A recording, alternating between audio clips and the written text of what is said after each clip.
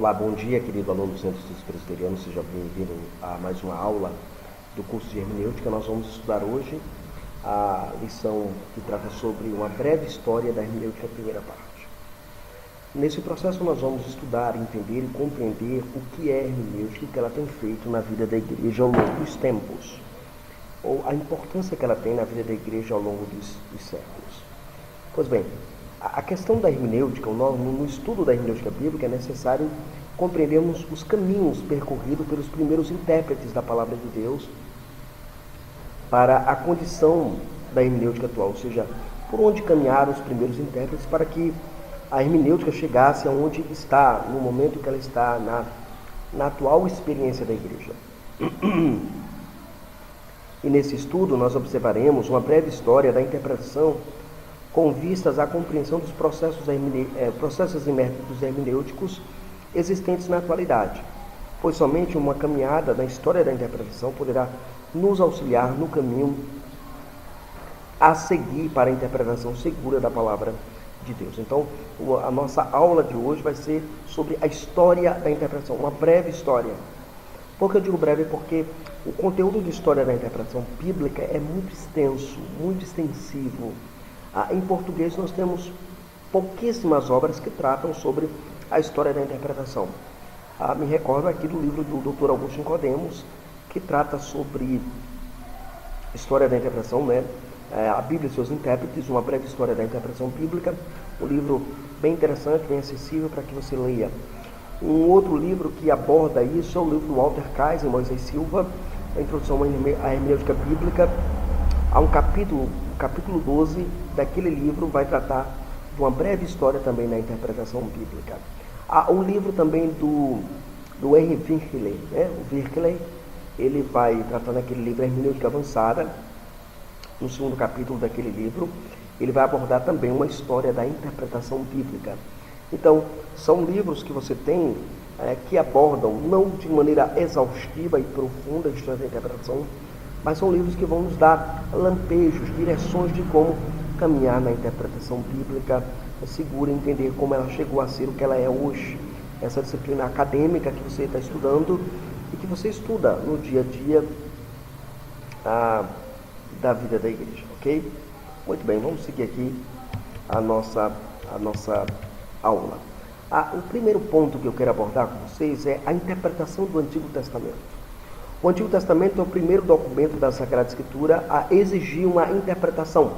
Por exemplo, quando você lê Neemias capítulo 8, naquela narrativa você terá Esdras e Neemias sendo os instrumentos de Deus para a interpretação da palavra de Deus, porque o povo voltara do cativeiro babilônico, se instalara novamente lá em Jerusalém.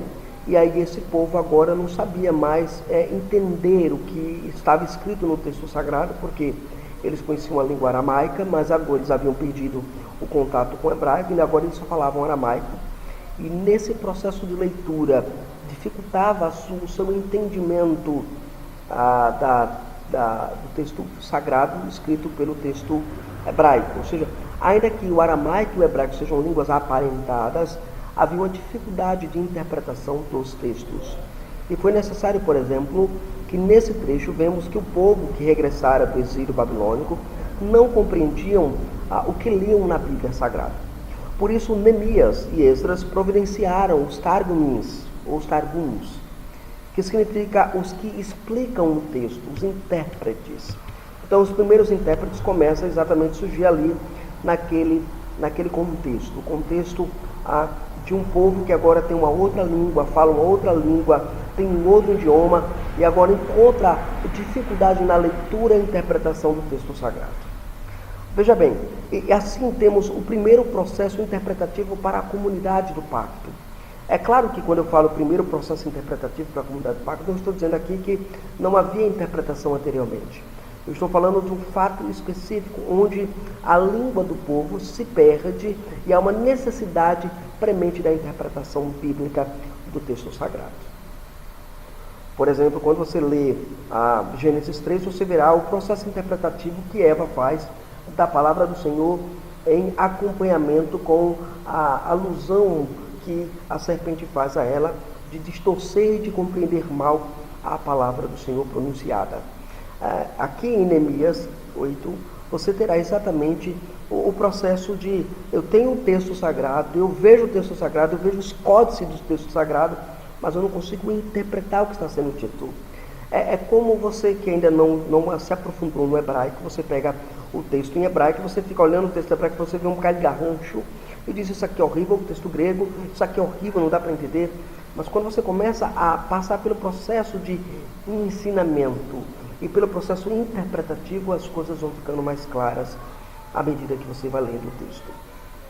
Assim o que acontece? Os targumins, diz o texto lá de Neemias 8, que eles vão explicando aquilo que Esdras estava falando e aquilo que Esdras estava de fato colocando para o povo. Ok? Muito bem. Vamos começar com a interpretação judaica no início da era cristã. Nos primórdios da era cristã, os rabinos judeus tendiam a seguir duas abordagens básicas para se detectar o sentido de um texto sagrado ou de uma passagem. A primeira abordagem é o pechar. É conhecido como o sentido claro, o sentido simples do texto, que deriva da ideia do sentido literal ou do sentido histórico do texto. Então, quando eu vou à Escritura agora, eu olho para a Escritura com essa perspectiva, eu vou ao texto claro. O texto é claro, o texto é simples. O sentido simples do texto é o que me importa. É o que vai dar exatamente origem futuramente ao que nós chamamos de método histórico gramatical, o método usado pela Reforma Protestante e o método usado pela tradição reformada. Então, os reformados, em sua grande maioria, em grande peso, seguem o método histórico gramatical. Também existe outro sentido, o sentido remás. Esse sentido é conhecido como o sentido oculto da lei mosaica. E aqui é interessante porque esse sentido, dentro desse conglomerado, havia um sentido oculto. E dentro desse conglomerado aqui, havia também um sentido conhecido como aterush.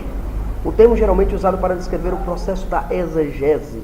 O termo pode ser compreendido a partir da língua hebraica no uso da palavra derash. Derash que tem uma gama de significados, dentre os quais nós temos os seguintes: tirar informações, indagar, procurar, buscar, preocupar-se, examinar, inquirir, pesquisar, exigir e ansiar.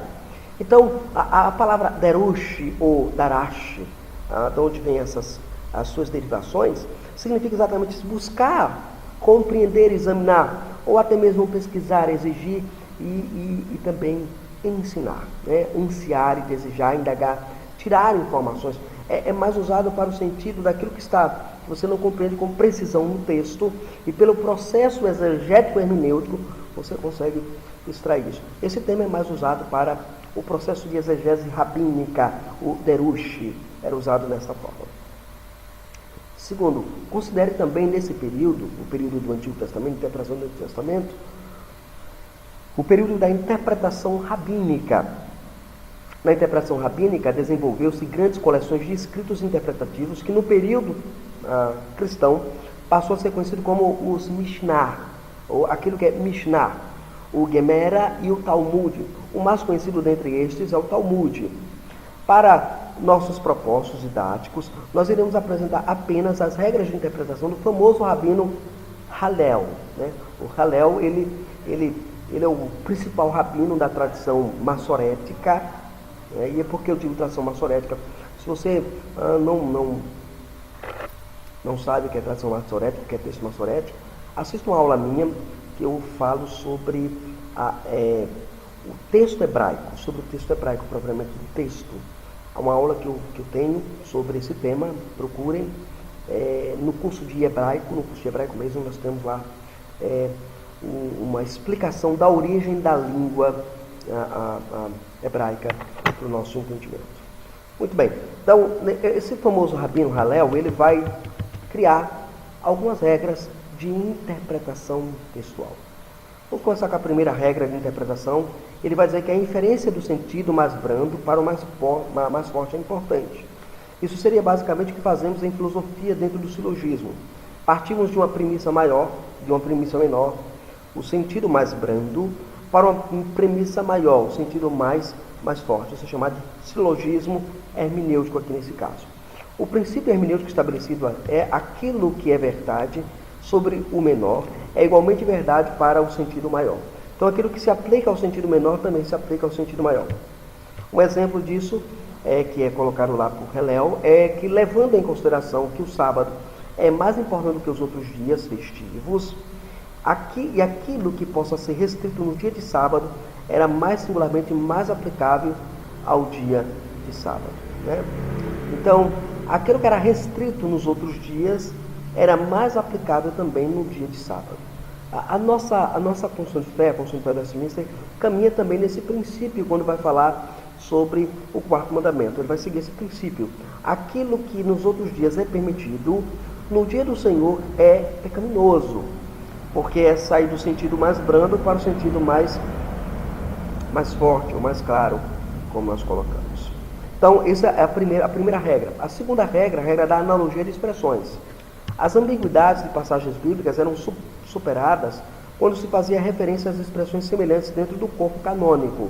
Por exemplo, a passagem de Levítico, capítulo 16, verso 29, nos diz que os judeus deveriam afligir a alma no dia da expiação, no dia do Yom Kippur. E a forma desse afligireis a vossa alma foi interpretada como abster-se da comida com base na analogia da passagem de Deuteronômio, capítulo 8, verso 3, que usa a mesma expressão em referência ao estar com fome. Então, a mesma expressão, que é a ideia de afligir a alma, aparece lá no sentido de alguém que está com fome. Então, se entendeu que o sentido disso é exatamente aplicado dentro dessa relação de analogia de expressões. Eu preciso comparar as expressões para entender um texto, porque nós depois vamos entender que é um texto claro, ele precisa lançar luz a um texto mais obscuro. Um texto claro deve lançar luz mais um texto difícil. A terceira regra, a regra da aplicação por analogia com uma cláusula de extensão do específico para o geral, ou seja, eu saio do específico e vou para o geral. Mais uma vez aqui é a questão de lógica, o método indutivo e dedutivo, como nós conhecemos em lógica, na hermenêutica é conhecido como analogia da cláusula por extensão do específico para o geral. O princípio geral era construído sobre a base de um ensinamento contido em um único versículo. E aí o caso por exemplo, o caso do homicídio culposo, sem a intenção de matar, ou seja, o doloso, né, o homicídio culposo, conforme é registrado em Deuteronômio 19, por exemplo, o cara está cortando uma lenha e de repente ele corta essa madeira e o cabo do machado cai e acerta a cabeça de alguém morre. E ali está como um homicídio culposo, ele não teve a intenção de matar. Então você vai ter exatamente um particular para o geral. Ou seja, um caso específico se aplica a outros casos quando isso demanda a situação similar. Ok? A quarta regra é a aplicação por analogia de duas cláusulas. O que é isso? Significa que duas cláusulas bíblicas servem de base para um princípio geral. Por exemplo, vemos em Êxodo capítulo 21, versos de 26 a 27, nestas passagens lemos que se um escravo viesse a ter um dente ou um olho destruído por causa do seu trabalho escravo, este mesmo princípio deverá ser aplicado a outras partes do corpo, um pé, um braço, uma mão. Então é chamado de a analogia da aplicação da analogia de duas cláusulas, um olho e um dente. Então, se isso era aplicado a esses órgãos, de igual modo as outras partes do corpo também seriam aplicadas para que você pudesse libertar um escravo. Ok? Muito bem. A quinta regra é a inferência de um princípio geral por um caso ou por um exemplo específico. Essa regra pode ser usada de duas formas, de duas maneiras. Do geral para o específico ou do específico para o geral.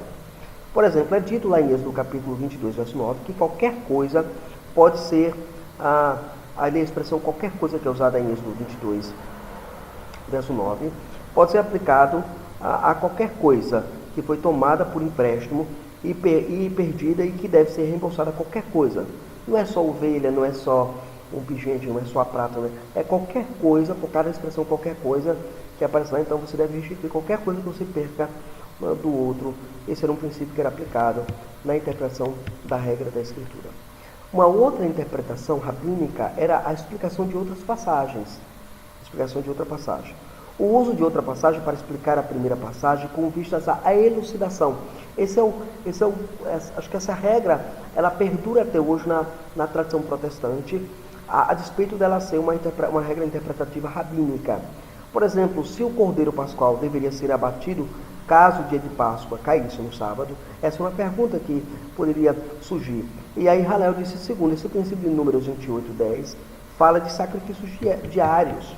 E por isso, o cordeiro deveria ser sacrificado para a Páscoa, não importando o dia para isso. Ou seja, se na Páscoa, no calendário judaico, a Páscoa caísse num dia de sábado, o ofertante deveria sacrificar, porque era um trabalho, ele tinha que sacrificar, porque era o dia do sacrifício diário. Então, Hillel disse assim, olha, se há sacrifícios diários, e se, como o calendário ele é móvel, se a festividade do sacrifício pascal caísse num Shabat, esse cordeiro deveria ser imolado, sacrificado, por causa desse princípio dos sacrifícios diários. Isso aí aqui é muito claro. E é nesse princípio, por exemplo, que Jesus vai dizer lá na frente que os sacerdotes, eles transgridem a lei no dia de sábado e eles ficam impunes. Não porque eles estão transgredindo a lei, mas porque eles precisam fazer o que é necessário no dia do Senhor. Isso é um dado importante, seguindo esse princípio da interpretação de Hillel. A sétima aplicação de uma inferência evidente por si só em um texto. Esta regra lembra que nenhuma declaração deve ser tomada de modo isolado, mas somente à luz do seu contexto. Eu não posso pegar um texto sagrado e fazer uma interpretação simplesmente isolada do texto por um simples capricho meu ou circunstância dessa natureza. Então, essas regras de interpretação são as regras rabínicas que surgem com a finalidade de ajudar a igreja veterotestamentária e neotestamentária a compreender essas regras dos judeus, né? Então, os judeus eles criaram essas regras para um entendimento mais adequado do texto maçorético, de modo particular Hillel e a escola de Tiberíades, que decide de fato fazer isso na interpretação textual do nosso cânon do Antigo Testamento, ok? Muito bem, então a gente já teve aqui como ver a interpretação veterotestamentária. Seguimos agora para a interpretação do Novo Testamento, a interpretação neotestamentária. Nesse momento, o nosso estudo se ocupará em lidar com questões relacionadas com a interpretação neotestamentária, desde a forma como o texto do Novo Testamento interpreta o Antigo até as nossas avaliações interpretativas desse Segundo Testamento. Antes de tudo, cabe nos lembrar que devemos lembrar exatamente que há na Escritura do Novo Testamento 224 citações diretas do Antigo Testamento dentro do próprio Novo Testamento. E aí, quem nos lembra isso é o Roger Nicolay, no seu livro New Testament Use of the Old Testament. Na verdade, é um artigo que ele escreve no livro do Carl Heiring, né? Revelation and the Bible, comentário evangélico, pensamento do comentário evangélico através do tempo, né? É um livro muito interessante, o contemporâneo, né? Comentário evangélico contemporâneo, né? Na página 137 desse livro, é um livro muito interessante. Nós não temos esse livro em português ainda, mas seria interessante esse livro em português, porque ele faz menção exatamente a esse fato, de que há citações diretas do Antigo Testamento e do Novo Testamento, 224 citações diretas. Cristo fez um bom uso do Antigo Testamento através dos seus ensinos. Então, Cristo, de fato, ele fez isso ao longo dos tempos, porque ele fez isso lá em Marcos, capítulo 2, versos 25 a 28, João, capítulo 7, versos 23, João 10, versos 34 a 36, quando ele vai dizer que a Escritura não pode falhar. Então, você vai ver sempre Jesus fazendo menção, de maneira muito nítida, de maneira muito clara, ao Antigo Testamento, interpretando esse Antigo Testamento à luz da realidade cristológica que ele traz do reino de Deus. Paulo também faz um bom uso do Antigo Testamento no Novo. Vemos ele valer-se disso de uma alegoria, por exemplo, para referir-se à relação entre que o cristão tem com a lei, conforme nós lemos em Gálatas capítulo 4, versos de 24 a 31, Jerusalém terrena, Jerusalém celestial. Ele vai fazer essa relação entre lei e graça, aplicando isso à vida da igreja da Galácia. Isso aqui é importante, porque quando você olha para o Novo Testamento, você vê que o Novo Testamento ele interpreta de maneira muito curiosa o Antigo Testamento. E para te ajudar nisso, eu recomendo a leitura do livro do G.K. Beale e mais o D.A. Carson, o comentário do uso do Antigo Testamento no Novo. É um comentário publicado pela Editora Vida Nova, um livro muito interessante, muito bom, muito gostoso de ler, que vai trabalhar com vários comentaristas da Escritura que fazem alusão exatamente como o Novo Testamento usa o Antigo Testamento. Vale a pena ler e adquirir esse livro, né? É um livro com um volume bom de páginas, mais de 1000 páginas, mas é um comentário que vale a pena você investir nele. No capítulo 10 de 1 Coríntios, versos de 1 a 6, nós encontramos Paulo mais uma vez fazendo a aplicação de eventos históricos redentivos como alusão a Cristo, bem como referência ao novo momento que a nova aliança se aplica à igreja. Então, Paulo naquele momento ele está mostrando que o maná no deserto, a rocha de Meribá. Então, esse texto aponta para o evento cristológico do Antigo Testamento, interpretando exatamente o Antigo Testamento à luz do Novo. Em Gálatas, capítulo 3, no verso 29, Paulo argumenta que Cristo é o Messias. E, ao fazer isso, o seu argumento, ele faz na distinção entre singular e plural. Ele não diz os seus descendentes, mas o seu descendente. Ele usa o singular para apontar que ali, quando se faz a promessa a Abraão, ele está simplesmente, Deus está dizendo, olha, o teu descendente fará isto, o teu descendente fará esta coisa. Então, a promessa pactual do Antigo Testamento é Cristo. Então, o Novo Testamento interpreta esses eventos para nós. E aí você vai ter exatamente em cima dessa palavra semente, Paulo argumenta apenas a partir do singular e não do plural. Vamos seguir agora para o terceiro momento da nossa aula, que é a interpretação na patrística. Uma fonte bastante interpretativa na história da igreja e na história da interpretação é certamente os escritos dos pais apostólicos. Por questões de espaço, né, o nosso tempo não permite, o nosso curso, ele é um curso breve, não é um curso demorado. Nós vamos estudar hermenêutica apenas, a hermenêutica 1, nós não vamos ter 1, 2, 3, nós não vamos ter a sua hermenêutica, e é um curto espaço de tempo. Então, nós vamos apresentar essa questão da interpretação patrística de forma lacônica. Se você quiser ter uma profundidade sobre a interpretação patrística, eu vou recomendar o livro Patrística, publicado pela editora Vida Nova também, e é escrito pelo Kelly. É um livro muito bom, J.D. Kelly, o nome dele, né? Muito bom livro, que é um livro muito fantástico, muito gostoso de ler. Um outro livro que vai nos ajudar muito é Lendo as Escrituras com os Pais da Igreja, se não me foge a memória, é escrito pelo Christopher Hall, né? Christopher Hall. É um livro muito, muito bom, publicado, acho que hoje está sendo editado pela Vida Nova. Se não me foge a memória, ele era publicado pela Ultimato. Se não me foge a memória, o Mundo Cristão, uma das duas editoras, mas acho que hoje é pela Vida Nova, não tenho certeza. Mas é um livro que vale a pena você também ler. E por causa dessa... Se você lê inglês, você pode pegar e ler os pais antinicenos, né? Os pais antinicenos, em qualquer site em inglês você encontra aí The Fathers, né? Os The Fathers Apostolic, né? Então você vai encontrar os pais apostólicos aí, bem interessante. E se você gosta de literatura especializada sobre patrística, nós temos um curso em desenvolvimento sobre patrística. Então aguarde aí que nós estaremos logo mais divulgando o nosso curso sobre patrística. Há também a literatura da Paulus, de todos os pais da igreja. Você pode adquirir esse material e ler, e você vai gostar muito. Muito bem. A interpretação patrística, irmãos, ela segue escolas. Ela segue as escolas e nós vamos seguir as escolas aqui. De maneira interessante. Começamos pela escola alexandrina. Para esta escola de interpretação, as escrituras deveriam ser interpretadas alegoricamente. Alegoricamente, né? Trata-se de uma das escolas mais antigas de interpretação, a Escola de Alexandria.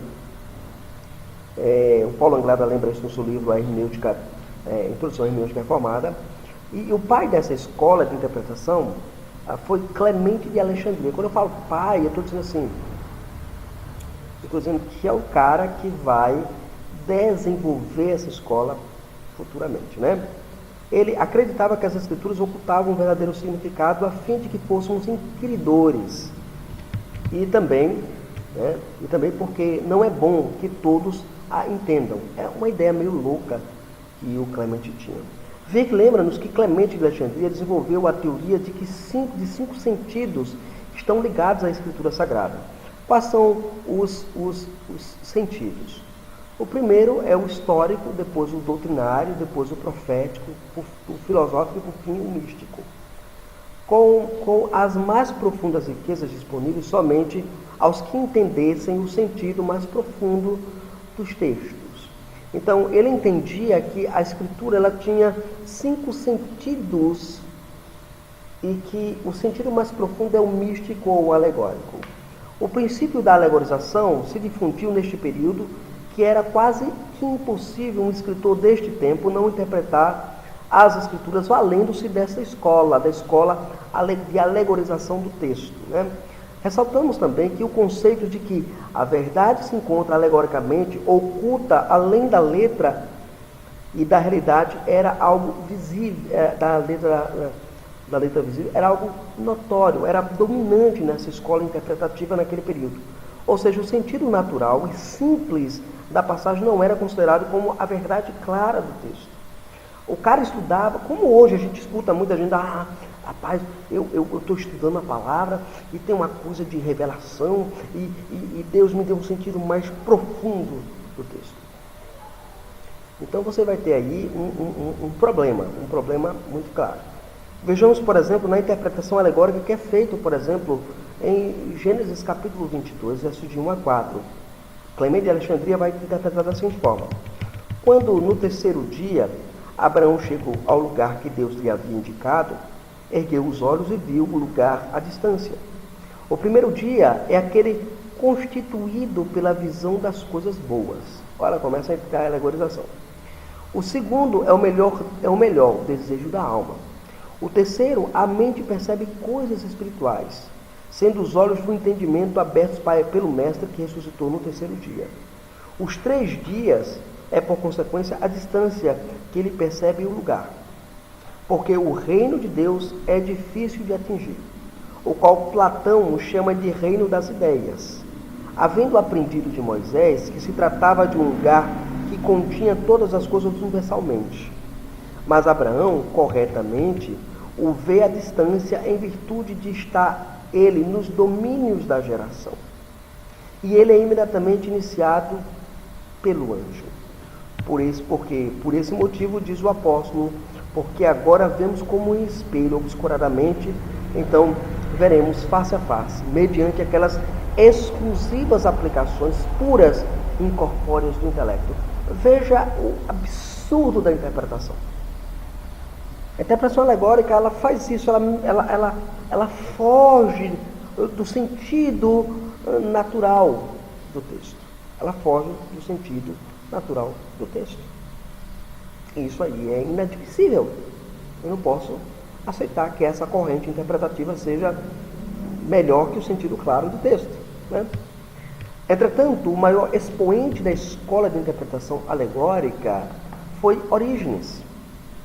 Ele é o membro mais destacado da escola de Alexandria e é ele quem afirma de forma mais completa e mais adequada os princípios da alegorização cristã. É com ele que a alegorização cristã alcança ímpeto, né?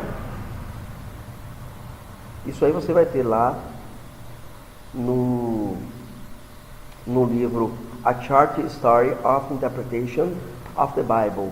É um livro do Robert Grant e do David Trace. É um livro fantástico também, que infelizmente também nós não temos em português, né? Ele sustentava a ideia de que cada parte da escritura ela é alegórica. E entendia que o sentido natural ele é valioso, mas algumas vezes obscurece o sentido primário, que é o sentido espiritual. Para nós, o sentido primário é o natural, é o que está escrito, é o que você lê no texto. O sentido espiritual não é isso. Isso aí não é sentido espiritual. O literal é para os iniciantes, dizia Orígenes. Mas o espiritual é para os maduros na fé.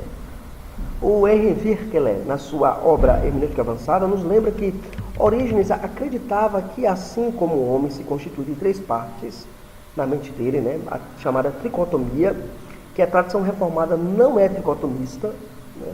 Há alguns reformados que são tricotomistas e tudo mais, mas a tradição reformada ela não é tricotomista. A Orígenes acreditava que, assim como o homem se constitui de 3 partes, corpo, alma e espírito, da mesma forma a Escritura possui 3 sentidos.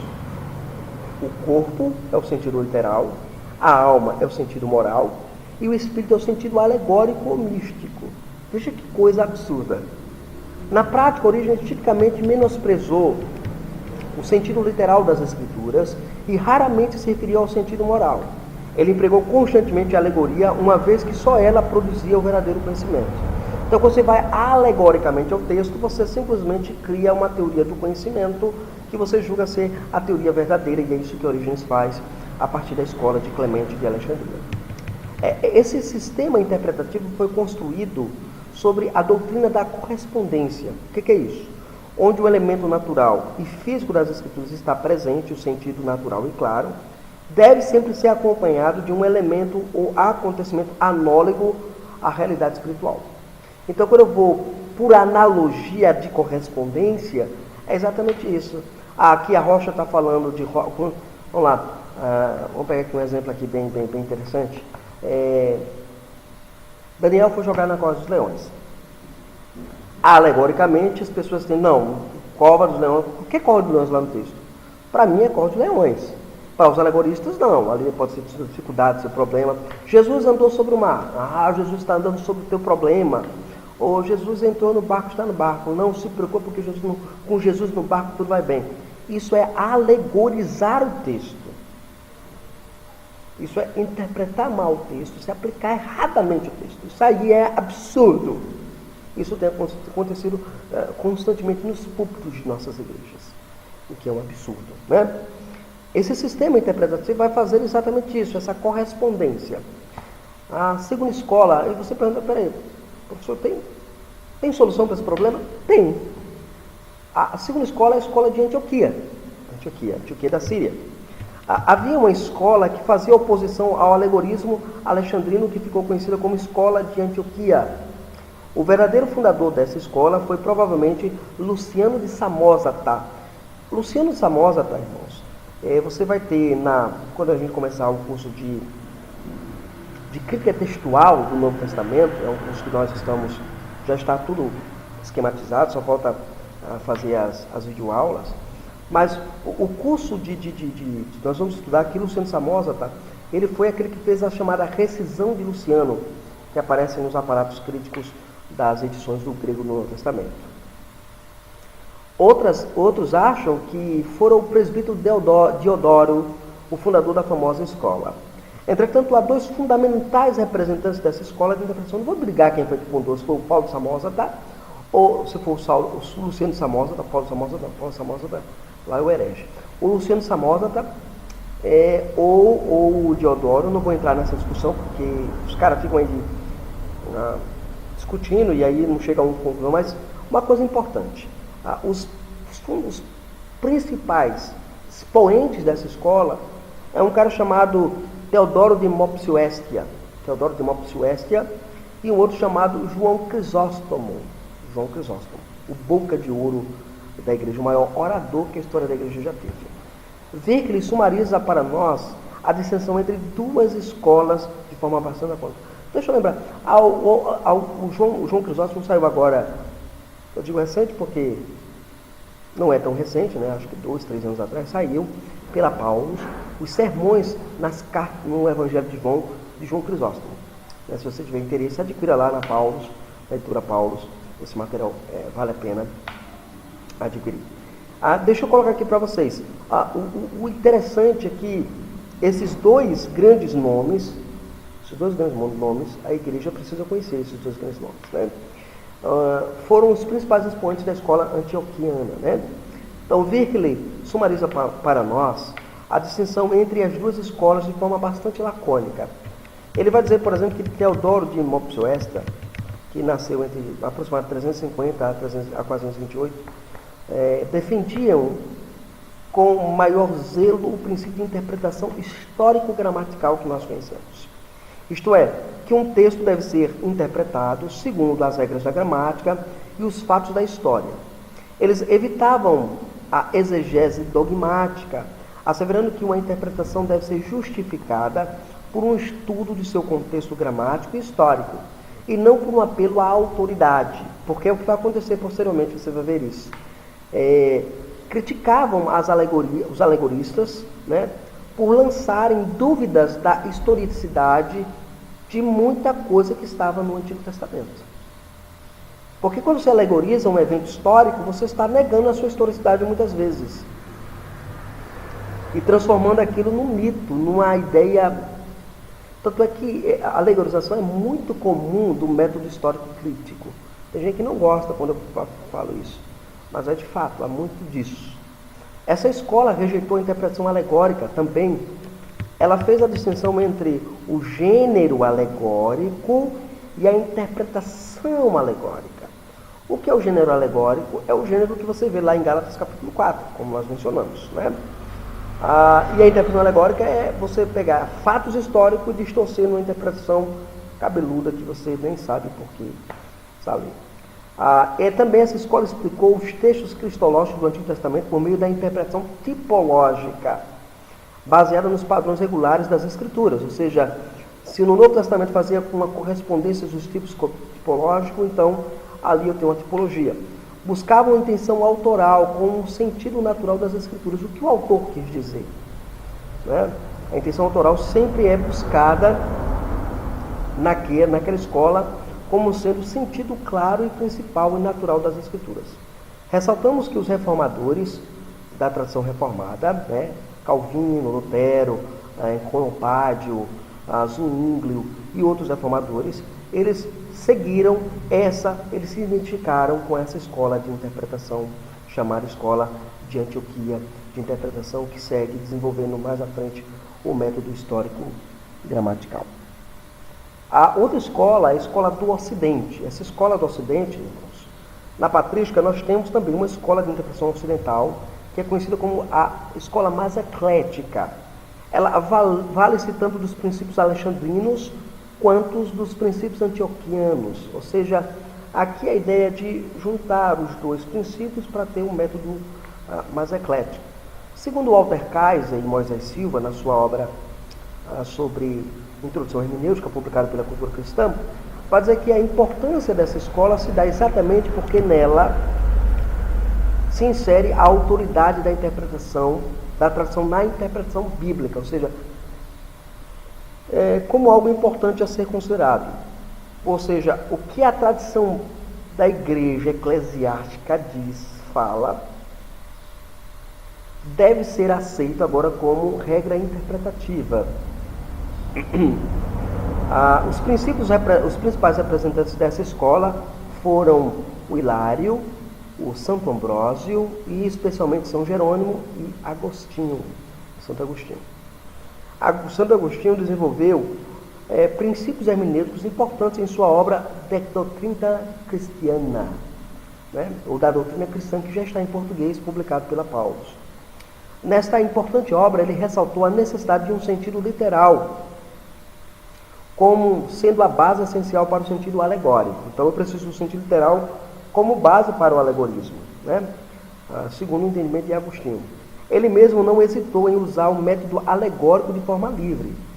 Quando uma passagem necessitava de uma análise decisiva, ele apelava para a regula fidei, ou seja, regra de fé, que no processo, e a gente vai ver isso quando a gente for estudar exegese, nós vamos ver exatamente isso, que no processo da interpretação da exegese, você vai ter a regula fidei, ou seja, você vai olhar para que a regra de fé da igreja é isso que você vai voltar para a Escritura para fazer sempre exegese. No sentido aqui de Agostinho, a regula fidei, regra de fé, que de acordo com o próprio Agostinho é o conjunto de doutrinas da igreja. É claro que como exegeta e como hermeneutas, nós não podemos desprezar a sabedoria da igreja e a tradição da igreja. A gente não pode fazer isso, porque ao fazer isso nós deixamos de ser, de fato, cristãos apostólicos, e no sentido mais amplo, no sentido de cristãos católicos. Não católicos romanos, mas católicos no sentido de cristãos universal, que a igreja ao longo do tempo sempre entendeu de determinado texto. A exegese ela serve para confirmar aquele texto ou para negar aquele texto, confirmar aquela interpretação, não o texto, mas aquela interpretação que é dada ao texto. Né? A exegese ela é importante para isso. Então, na regula fidei, você vai ter exatamente isso, que de acordo com Agostinho é o conjunto de doutrinas da igreja. Aqui a tradição começa a ganhar força na interpretação das Escrituras. Então, quem é católico apostólico romano de fato, ele não vai apelar para as Escrituras como fonte de interpretação, mas ele vai usar para o magistério da igreja. O que a igreja diz é o que deve ser acatado. O que o Papa vai falar, porque ele fala ex cátedra, então o que ele falar é palavra de Deus, e por ser palavra de Deus deve ser seguido, ainda que a Escritura ela se oponha àquela fala que o Papa coloca. Então, quem é católico de fato, católico apostólico romano de fato, vai seguir essa noção de que o magistério da igreja é superior ao cânon sagrado. Isso é um ponto que você não pode esquecer. Quem é católico apostólico de tradição protestante vai entender que a Escritura ela é a fonte suprema de todo dogma da igreja, porque você tem que ir para ela como supremo juiz, como diz a Confissão de Fé de Westminster, padrão de doutrina dos presbiterianos e do mundo reformado como um todo, e você vai ter lá dizendo o seguinte, que a regra suprema de interpretação é a Escritura, interpreta a Escritura, nós vamos ver isso quando nós vamos falar sobre os processos de interpretação, e isso é importante para nós, e vai dizer que quando houver uma discussão entre um sentido da passagem, ou qualquer Papa e concílio tiver algum conflito nesse sentido, eu vou à Escritura como um tribunal superior. Esse é o sentido que a Confissão de Fé de Westminster coloca para nós sobre esse aspecto de interpretação. Se você nunca leu o primeiro capítulo da Confissão de Fé de Westminster, você leia o primeiro capítulo da Confissão de Fé de Westminster. Se você não tem a Confissão de Fé de Westminster, o catecismo e tudo mais, em sua casa, em sua residência, você pode abaixar no seu Play Store, você coloca lá, símbolos de fé da Igreja Presbiteriana, ou símbolos de fé da IPB, e você vai baixar o aplicativo que tem todos os símbolos de fé para você estudar. Se você não tem acesso a isso, você entra no Centro de Estudos Presbiteriano.blogspot.com, que estará disponível lá. Eu vou colocar ainda hoje, né? Hoje é dia 12 de setembro de 2017. Ainda hoje eu coloco disponível o link desse aplicativo lá, e lá vai estar também disponível para vocês a Confissão de Fé de Westminster, para você conhecer mais essa doutrina da Escritura no primeiro capítulo da Confissão de Fé de Westminster, ok? Muito bem. Se você também não tem acesso, você entra no site da nossa igreja, www.ipb de Riachão, sem acento, .blogspot.com.br, e tem lá, símbolo de fé, você pode baixar a Confissão de Fé de Westminster lá também, disponível para você. Ok? Então, você tem aqui a discussão em que agora a tradição da igreja ela ganha força na interpretação da Escritura. Vale ressaltar que a Bíblia e a tradição, vista como testemunho da igreja, a tradição vista como testemunho da igreja, devem andar juntas. Nós precisamos ouvir ambas. Ou como coloca sabiamente um autor reformado presbiteriano, John Leite, vai dizer assim: a Bíblia sozinha seria a religião dos protestantes. O problema é que a Bíblia nunca está sozinha.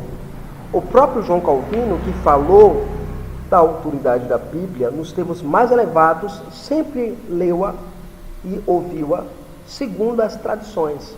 Sua revisão litúrgica foi feita de acordo com as práticas da Igreja Antiga, o mesmo sucedendo com a organização eclesiástica que por ele foi desenvolvida ali em Genebra. E John Leite, no seu livro A Tradição Reformada, uma maneira de ser comunidade cristã, publicado pela Pendão Real, que é a editora da Igreja Presbiteriana Independente, de 99. É um livro que talvez você não encontre disponível para vender, você pode encontrar nos sebos virtuais aí.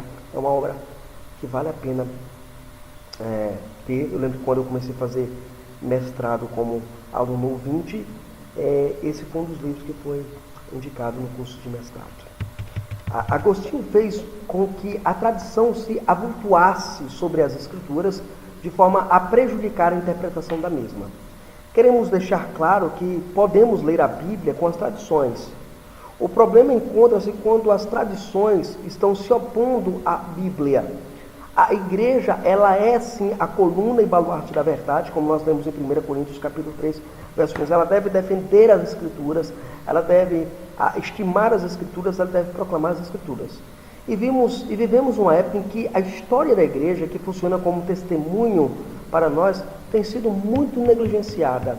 Mais uma vez, Leite é útil a nos alertar sobre isso. Ele diz que os protestantes têm sido sempre tentados a crer que, de alguma forma, podem ignorar todos os séculos da história cristã, inclusive na interpretação bíblica. Na verdade, porém, aqueles que se recusam a ler a Bíblia à luz das tradições da igreja acabam sendo dominados pelas suas próprias tradições históricas e culturais.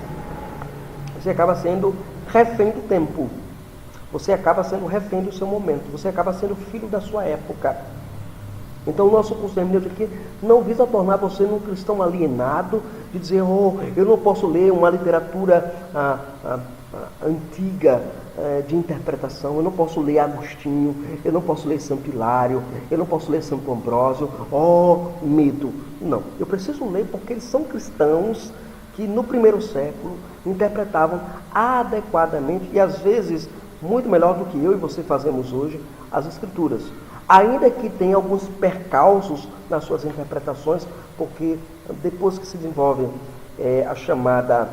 o chamado magistério da igreja, se torna exatamente, os ditames da igreja se tornam superiores à interpretação natural do sentido do texto. Agostinho também seguiu, infelizmente, o método chamado da quadriga, que consistia em compreender que as Escrituras possuem um sentido quadruplo. Então, o sentido quadruplo da interpretação. E como é que era isso? Como é que é? Que sentidos são esses? Vamos ver aqui. Os sentidos são o seguinte: primeiro, o histórico. O segundo, etiológico, que é uma investigação da origem e das causas, A origem e das causas. O analógico, que é aquela de correspondência nós vemos. O alegórico. Este método surgiu com o João Cassiano. Sobre a cidade de Jerusalém, ele vai ensinar o seguinte, olha o que ele ensina. Jerusalém, literalmente, significa a cidade dos judeus. Então, significa a cidade dos judeus. Alegoricamente, Jerusalém é a igreja. Ele vai citar Salmo 46, versos de 4 a 6. Topologicamente, Jerusalém é a alma. Ele vai citar Salmo 147, versos de 1 a 2 e verso 12. Anagogicamente, Jerusalém é o nosso lar celestial. Ele cita Gálatas, capítulo 4, verso 26. O próprio Cassiano reconhece que o sentido da quadriga não se aplicava a todos os textos das Escrituras e enfatiza a busca pelo sentido natural e literal do texto sagrado. Então, ele vai entender que a quadriga nem sempre se aplicava a todo o texto. E ele vai enfatizar a necessidade de buscar o sentido natural do texto. Entretanto, esse método da quadriga foi que predominou, dando mais força e ímpeto ao método alegórico de interpretação. Então, nós vamos ficar por aqui a nossa aula. No nosso próximo encontro, nós vamos continuar a história da interpretação. Nós vamos ver a história da interpretação na Idade Média, vamos ver a história da interpretação no período da Reforma, e depois nós vamos ver a história da interpretação no estado contemporâneo, ou como se encontra na atualidade a questão da interpretação das Escrituras, ok? Deus abençoe você, Deus estenda graça sobre a tua vida, e baixem o PDF dessa aula, estudem ele, ou assistam a aula lendo esse PDF, tá bom? Deus abençoe, estenda a graça sobre a vida de vocês. E se você ainda, como aluno deste curso, gostaria que alguém conhecesse mais sobre a hermenêutica bíblica, a hermenêutica reformada, eu recomendo que você peça para essa pessoa entrar em contato conosco, com o Centro de Estudos Presbiteriano, tá bom? Qual e-mail? Meu e-mail pessoal, joão-ricardo-feira-de-frança@hotmail.com, sem nenhum acento. Ou o próprio e-mail do CEP, Centro de Estudos Presbiteriano 1@gmail.com. Ou você também pode entrar em contato conosco pelo site do CEP, www.centrodestudospresbiteriano.blogspot.com.br. Tá bom? Deus abençoe você, Deus estenda a graça sobre a sua vida. Nos vemos na nossa próxima aula, para a glória do Senhor.